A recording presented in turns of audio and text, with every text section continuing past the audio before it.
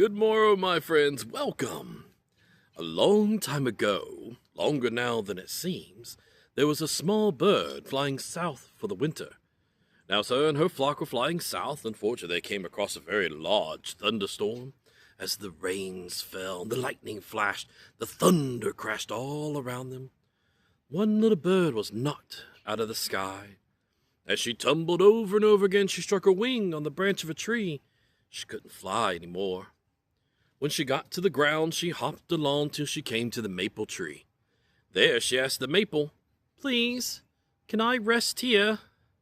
The maple tree looked down, little bird, and said, "No, no, you'll mess up all of my beautiful leaves. No, hop on." Poor little bird hopped on till she came to the oak. There she asked the great oak, "Please, can I rest here, just until my wing is better?" The great oak looked down at the little bird and said, "No, no, you'll eat all of my acorns. No, hop on." Poor little bird hopped on, asking all the trees within the forest. They all said no. Then she heard a small voice. "You can rest with me if you like. My needles are a little sharp, but you can have as many berries as you wish." She turned around and was the juniper bush. Now, the juniper does have sharp little needles for leaves, but little bird was so happy to finally have someplace to rest, she quickly hopped in and nestled down as best she could. Now, once there, she stayed safe and warm until fall. When fall came in, the winds began to blow and the temperature began to drop. The poor little bird began to shiver. Then longer branches with even softer needles wrapped around all of them.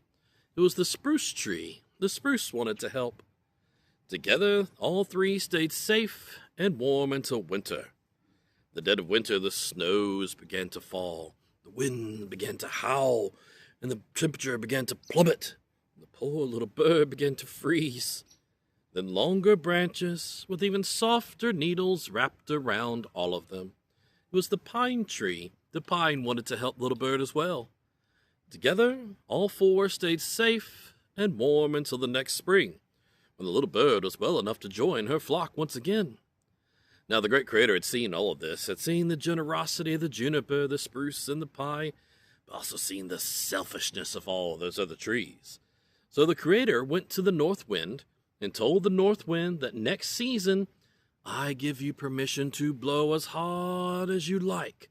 If you wish, you can blow all the leaves off all those selfish trees, but you must promise me that you'll leave the juniper, the spruce, and the pine tree to themselves, because they were so nice, that little bird." North Wind was excited about this. He'd never been let loose before. So the next season, he began to blow harder and faster than they ever had, and he stripped the leaves off all those selfish trees, all the way down to the sticks and the twigs. But he kept his promise. He left the juniper, the spruce, and the pine tree alone, and to this day, because those trees were so nice, that little bird, they're known as the Evergreens.